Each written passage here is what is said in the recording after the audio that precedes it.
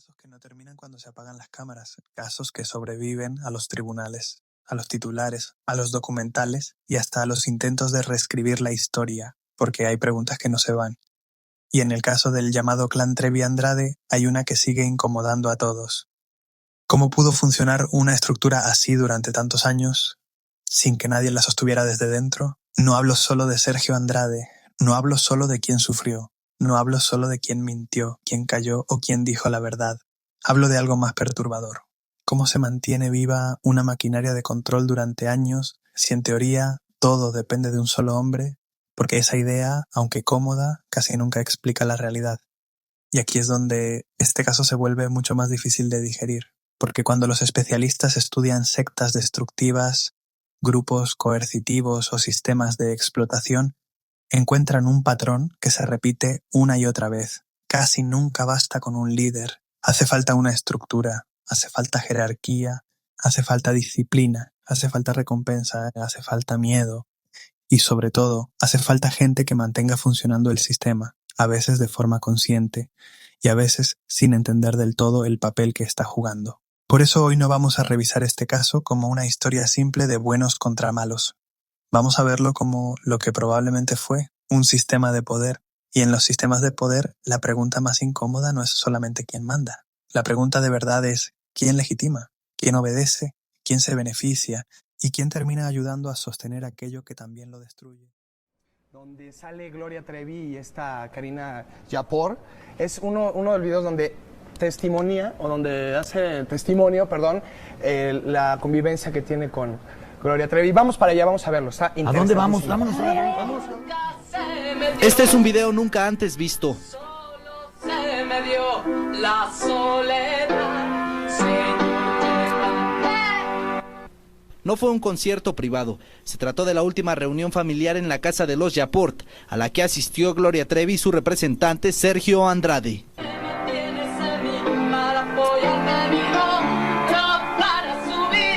Fue grabado el día 16 de enero de 1997. Todo era felicidad, sonrisas, abrazos, besos y demás muestras de cariño entre la familia Yaport y Gloria Trevi. No podían faltar las fotos del recuerdo, y es que en ese tiempo todos eran fervientes admiradores de Gloria Trevi. Idea de foto familiar para que la pongan en la sala, para que cuando yo llegue la vea. Ahí la Trevi deleitaba a todos con su voz mientras Karina daba muestras de su preparación artística, acompañándola en el piano. No, es que ya me chivé, además luego los voy a aturdir y los voy a ataranzar. En la reunión también estuvieron presentes Katia de la Cuesta y Marlene Calderón, mismas que ahora se encuentran recluidas por su presunta participación en la violación de la que supuestamente fue víctima Karina Yaport. En ese entonces quizás nadie imaginó lo que pasaría, pero la misma Karina Yaport sí. En su mirada reflejó el temor por lo que presentía. Casa que aquí se le va a atender y se le va a recibir con mucho gusto. Dicen que Sergio Andrade también asistió a esa fiesta, sin embargo se cuidó tanto que la cámara no pudo captarlo. Es que me ordena mi representante y la madre de mi amiga. Estas imágenes jamás vistas quizás sean el antecedente de la realidad actual. Lo material todo lo perdí. Perdí mi casa y mis amigas, todo lo mío. Pero todo dio un giro de 180 grados. La confianza y cariño de los Yaport por la Trevi y Andrade terminó y se convirtió en una guerra de la cual quizás no saldrán bien librados. Televisa Espectáculos, Eduardo Meléndez. ¿Qué tal, El error más común. Cuando ocurre una tragedia colectiva, casi todos hacemos lo mismo. Buscamos un rostro, un villano, un nombre al que podamos colgarle toda la culpa para sentir que ya entendimos lo que pasó. Es humano. Simplifica el caos, nos da una explicación rápida. Pero la realidad rara vez coopera con nuestras ganas de simplificar. Porque en casi todos los sistemas abusivos complejos existe una figura central, sí, un líder dominante, una persona que concentra poder, pero también existen niveles, escalones, círculos de confianza, figuras cercanas al poder, personas que, por su posición, terminan influyendo sobre las demás. Y eso importa por una razón clave. Ningún líder controla todo solo, no puede estar en cada conversación, no puede supervisar cada vínculo, no puede moldear personalmente cada percepción. Por eso surgen intermediarios, por eso surgen figuras modelo, Por eso surgen personas cuya sola presencia envía un mensaje al resto. Y aquí es donde entran dos nombres imposibles de ignorar en este debate: Gloria Trevi y María Raquenel Portillo. La influencia que no necesita órdenes. Imagina esta escena. Una adolescente llega a un entorno nuevo, viene cargada de sueños, quiere cantar, quiere pertenecer, quiere triunfar, y de pronto mira a la gran estrella del proyecto, la ve famosa, la ve cerca del líder, la ve validando el entorno, la ve permaneciendo ahí, la ve sonriendo frente a las cámaras. Aunque nadie le diga nada de forma explícita, el mensaje puede ser devastadoramente claro. Si ella está aquí, debe ser seguro. Si ella lo acepta, tal vez esto sea normal. Si ella confía, yo también debería confiar.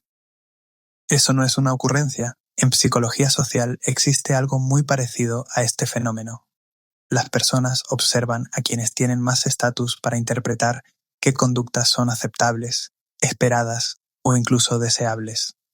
No aprendemos solo por reglas, aprendemos mirando, copiando, siguiendo señales. Por eso, en estructuras cerradas, la figura visible del éxito no solo entretiene o inspira, también legitima. Y esa es una de las hipótesis más incómodas alrededor de este caso, que la fama no solo era un producto artístico, también podía funcionar como una herramienta de validación del sistema, no necesariamente porque todo estuviera fríamente calculado, no necesariamente porque cada efecto fuera plenamente consciente, pero sí porque el estatus tiene consecuencias. Y la influencia, aunque no siempre se reconozca, también es poder. El privilegio también controla. Hay otro punto que suele analizarse poco. Los sistemas coercitivos más eficaces no funcionan únicamente con terror. Si todo fuera miedo, muchas personas escaparían antes. Lo que realmente vuelve resistente a una estructura abusiva es la mezcla: castigo y premio, dolor y promesa, humillación y privilegio, amenaza y esperanza. Eso es lo que engancha, eso es lo que confunde, eso es lo que amarra, porque no todo el mundo recibe lo mismo. Algunos reciben reconocimiento, otros protección, otros cercanía con el líder, otros oportunidades, otros fama, otros la sensación de ser especiales. Y cuando una persona empieza a creer que su identidad, su futuro o su valor dependen del sistema, salir ya no se siente como una opción simple. Se siente como perderlo todo. Desde esa lógica, los privilegios no solo benefician a quien los recibe, también educan al resto. Mandaban un mensaje silencioso pero poderoso: quedarte tiene premio, obedecer tiene premio, ser leal tiene premio. Y cuando la obediencia empieza a traer recompensas visibles, el control deja de parecer una jaula, empieza a parecer una escalera. Cuando lo inaceptable se vuelve normal, aquí aparece uno de los mecanismos más peligrosos de cualquier estructura abusiva: la normalización. Casi nada monstruoso entra a la vida de una persona pareciendo monstruoso desde el primer día. Primero incomoda, luego confunde, después se repite, más tarde se tolera y finalmente deja de sorprender. Ese proceso es clave, porque muchos sistemas no necesitan convencerte de que algo está bien. Les basta con convencerte de que así son las cosas aquí. Y cuando eso ocurre, la capacidad de cuestionar se desgasta. Según múltiples denuncias y testimonios históricos alrededor de este caso, una de las dinámicas señaladas fue precisamente esa: que ciertas integrantes con posiciones más altas dentro de la estructura ayudaban a presentar prácticas y reglas como si fueran normales, inevitables o parte del camino al éxito. Y si algo parece normal, el tiempo suficiente, muchas personas dejan de verlo como abuso. Empiezan a verlo como costo, como requisito, como precio de entrada, y ahí el sistema gana.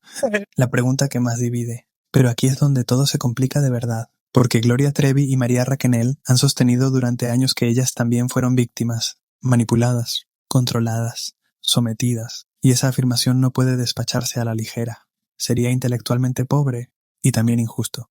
Entonces llegamos a la pregunta que parte al público en dos: si ellas fueron víctimas, ¿cómo puede hablarse al mismo tiempo de complicidad, influencia o participación en la dinámica del sistema? La respuesta no cabe en un eslogan, porque el mundo real casi nunca se divide entre inocentes absolutos y culpables absolutos. De hecho, una de las ideas más incómodas de la victimología moderna es que, en ciertos contextos de coerción, algunas víctimas pueden terminar desempeñando funciones que ayudan al mismo sistema que las daña. No porque sean monstruos, no porque disfruten hacer daño, no porque todo haya sido libre y voluntario, sino porque la supervivencia dentro de estos entornos muchas veces pasa por adaptarse, y a veces adaptarse implica obedecer, a veces implica justificar, a veces implica reclutar, a veces implica repetir hacia abajo lo que viene impuesto desde arriba. Sí. Esa es una de las tragedias más profundas de los sistemas coercitivos. No solo destruyen vidas, también distorsionan roles, convierten a algunas víctimas en engranes del mecanismo. Y esa posibilidad, precisamente por dolorosa, es la que tanta gente prefiere no mirar de frente. Preguntas a la audiencia. Cuando uno revisa las actuaciones públicas de Gloria Trevi y Raquenel a lo largo de los años, aparece una duda imposible de ignorar. No solo importa lo que dijeron, también importa cómo lo dijeron, cuándo hablaron, qué admitieron, qué evitaron y qué papel intentaron ocupar frente a la opinión pública. Porque aquí vale la pena detenernos y hacerte a ti una pregunta. Si una persona fue víctima de una estructura de control, ¿eso excluye automáticamente cualquier posibilidad de que también haya influido sobre otras personas dentro de esa misma estructura? ¿Y si su imagen, su fama o su cercanía con el poder ayudaron a transmitir confianza, normalidad o aspiración, esa influencia debe ignorarse o también merece analizarse? Cuando Gloria aparecía como el rostro exitoso del proyecto, ¿qué veían las jóvenes que llegaban después? ¿Veían solamente a una víctima? ¿O veían también una señal de que ese entorno era confiable, deseable y seguro? Y cuando Raquenel permanecía dentro de esa dinámica, defendía ciertas versiones o formaba parte del círculo cercano, ¿qué mensaje recibían quienes estaban más abajo en la jerarquía? ¿Que todo estaba bajo control? ¿Que aquello era normal? ¿Que no había nada que temer? Aquí no se trata de dictar sentencia desde una cámara, se trata de pensar en algo mucho más incómodo. ¿Puede una persona estar sometida y al mismo tiempo convertirse en pieza funcional del sistema que la somete? ¿Puede alguien sufrir manipulación y aún así terminar validando, justificando o reforzando dinámicas que dañan a otras? Y si la respuesta te incomoda, quizás sea porque rompe con esa necesidad de ver esta historia en blanco y negro.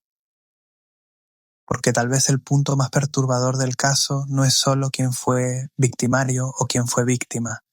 Tal vez lo más perturbador es preguntarnos si, en ciertos momentos, algunas figuras pudieron ocupar ambos espacios de manera distinta, cambiante y moralmente incómoda.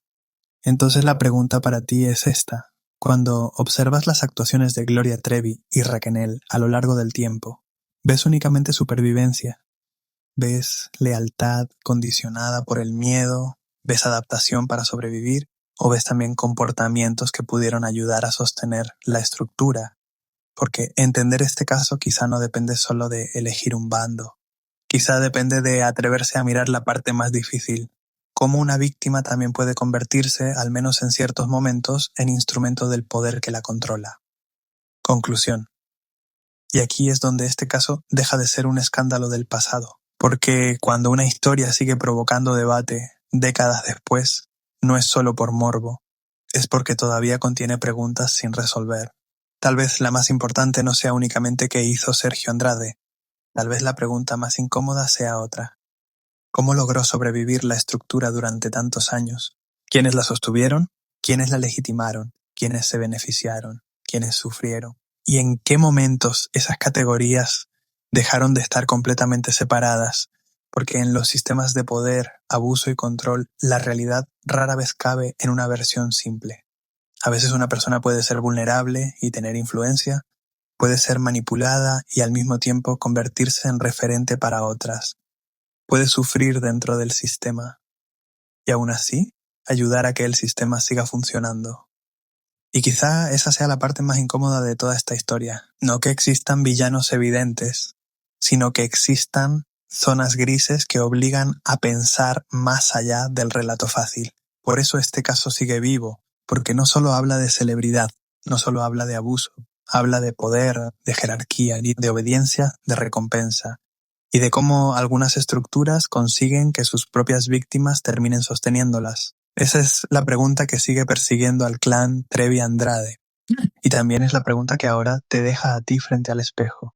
¿Qué pasa cuando la verdad no es cómoda, pero tampoco simple?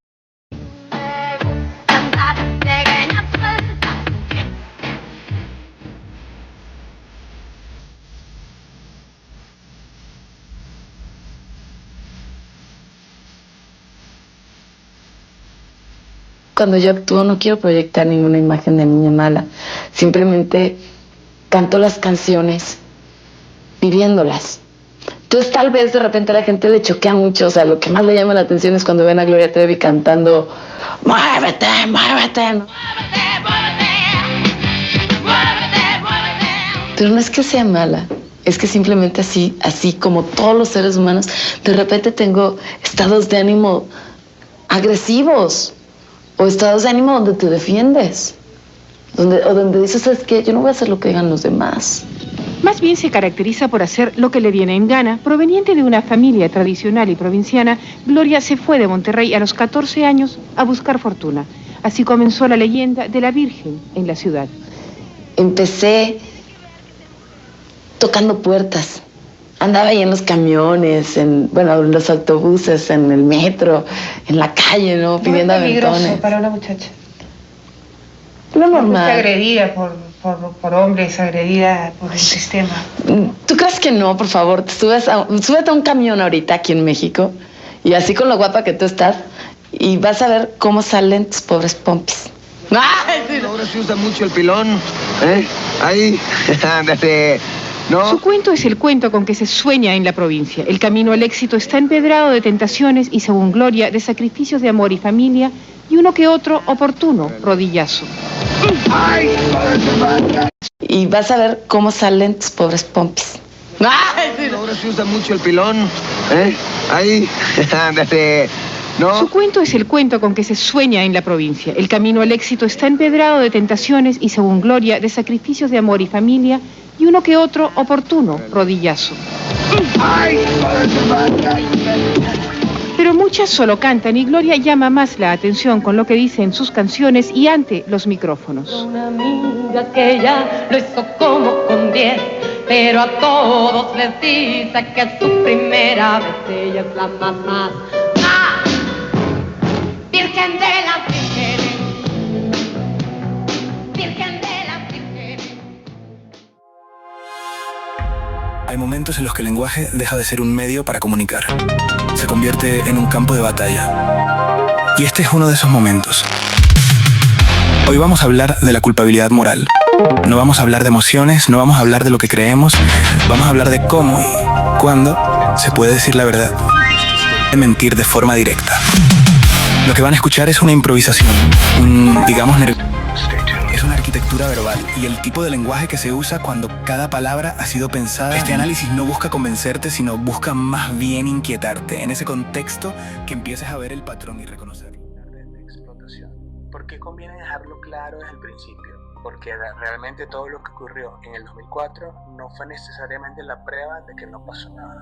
Fue más bien la demostración de que el sistema penal de aquella época no sabía cómo nombrar, procesar ni sancionar ciertos mecanismos de abuso que hoy sí están definidos con mucha más precisión. Y esa es la pregunta de fondo de este video. Si ese mismo caso se juzgara hoy, en el 2026, bajo el marco jurídico actual, con perspectiva de género, protección reforzada a la infancia y legislación especializada en trata, el desenlace habría sido el mismo. Yo sostengo que no. Y no solo que no. Sostengo que si el juicio se repitiera hoy con las herramientas legales contemporáneas, la historia sería radicalmente distinta. Y eso vamos a desmenuzarlo en este episodio. Número 1. La palabra suelta no significa lo que muchos quieren hacer creer. Durante años, Gloria Trevi y María Raquel Portillo han vivido protegidas por unas palabras que las arropan como si fuera una especie de mantra. La absolución. La repiten como si fuera un certificado de pureza moral. La arrojan contra las víctimas como la prensa, contra la crítica pública, como si esa resolución judicial bastara de por sí para ahorrar el contexto, los testimonios, las contradicciones y el tipo de estructura en la que ocurrieron los hechos. Pero una sentencia absolutoria no siempre significa lo que el discurso público pretende vender. A veces no significa que el hecho no existió. A veces ni siquiera significa que no hubo participación. A veces significa simplemente que bajo el tipo penal disponible en esa época, con el estándar probatorio y la lógica judicial de ese momento, el juzgador decidió que no había elementos suficientes para condenar. Y eso importa muchísimo, porque aquí no estamos ante una revelación divina de inocencia. Estamos ante una decisión judicial tomada desde un México en otra época. bajo un aparato legal mucho más primitivo para entender estos fenómenos complejos de captación, control, sometimiento y explotación. En otras palabras, no fueron necesariamente declaradas inocentes por la verdad absoluta, fueron beneficiadas por un sistema legal estrecho, anticuado y profundamente limitado. En los años 90 y principios de los 2000, el derecho penal mexicano seguía arrastrando una visión muy rudimentaria en materia de delitos sexuales y explotación de menores.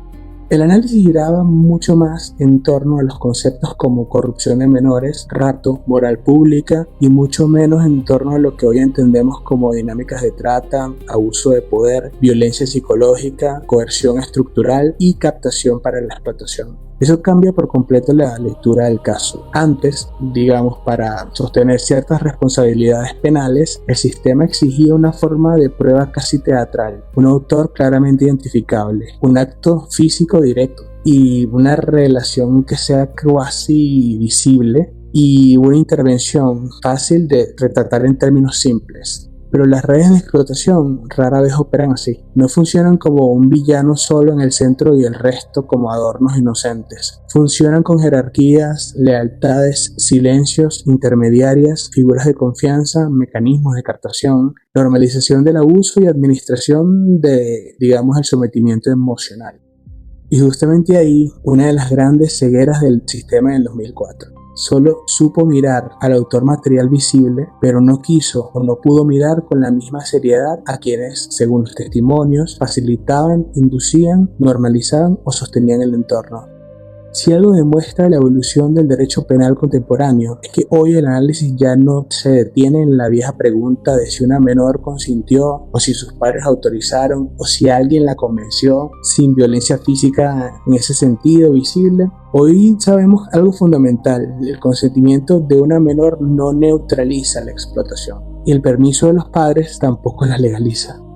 Ese es un cambio monumental. En los 90 y en la resolución del 2004, el hecho de que existieran autoridades parentales o instrumentos notariales eran, digamos, utilizados como parte de un andamiaje argumentativo que, para debilitar la idea de la ilicitud, como si fuera, digamos, como si el adulto pudiera convertir en legítimo lo ilegal, se dejaba de lado un poco el contexto y se ignoraba, por ejemplo, la captación de los menores y la estructura que estaba detrás de todo este sistema.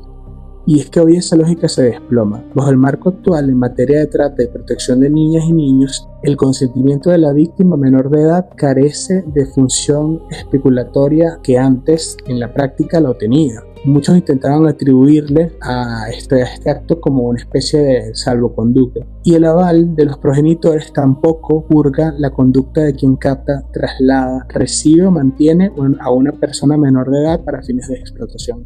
Dicho esto sin rodeos, ese papelito notarial hoy tendría el valor defensivo de una servilleta mojada. El juez reconoce el contexto y luego lo vacía de consecuencias.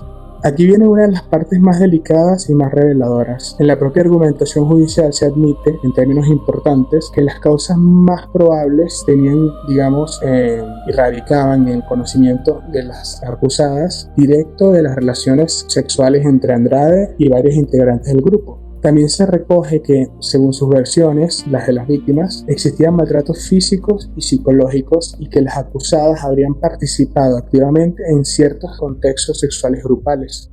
Repito, el propio razonamiento judicial reconoce conocimiento de contexto y abuso, eso sí estaba ligado, pero el maltrato, la proximidad funcional con la estructura es algo que faltó y todavía sigue faltando. Y sin embargo, el salto ilógico posterior resulta asombroso. El juez reconoce todo esto, pero decide que no alcanza para responsabilizarlas penalmente. 86 era mi número. No lo podía creer. La única condición fue que al firmar mi mamá debía acompañarme al programa todos los días. Conocer artistas, personas, era la oportunidad de trabajar de lo que amaba y de demostrarle a mis padres que yo ya era grande, ser trabajadora como ellos y que podría comprarme yo mis cosas. Ganaría mi primer sueldo y era mucho para mi edad. Trabajar en el programa de TV La Pachanga fue un sueño para mí, mucho más lindo de lo que esperaba. El programa era conducido por las gemelas mexicanas Ivonne y Beth, y siempre había coreografías, artistas invitados. Nosotros acompañábamos con coreografías improvisadas y otras creadas en sus presentaciones a todos los cantantes que se presentaban. Entre ellos, ese verano pude conocer a una de las cantantes que llegaba de México. Su nombre era Gloria Trevi. Báilame lento, filo y señal, entre neones y humo digital. No digas nada, déjalo así, que el peligro sabe mejor aquí. Rózame el alma sin tocar. Somos códigos sin descifrar, entre el deseo y lo ilegal. Bailamos tango con un puñal.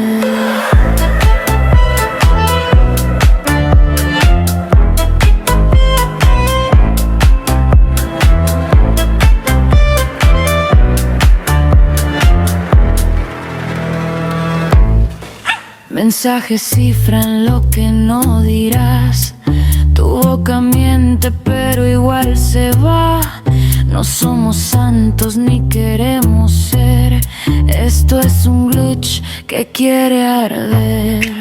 Tu silueta en modo avión, mi conciencia en desconexión. Nos buscamos sin ubicación, como fantasmas con conexión. No somos error, somos consecuencia. No somos destino,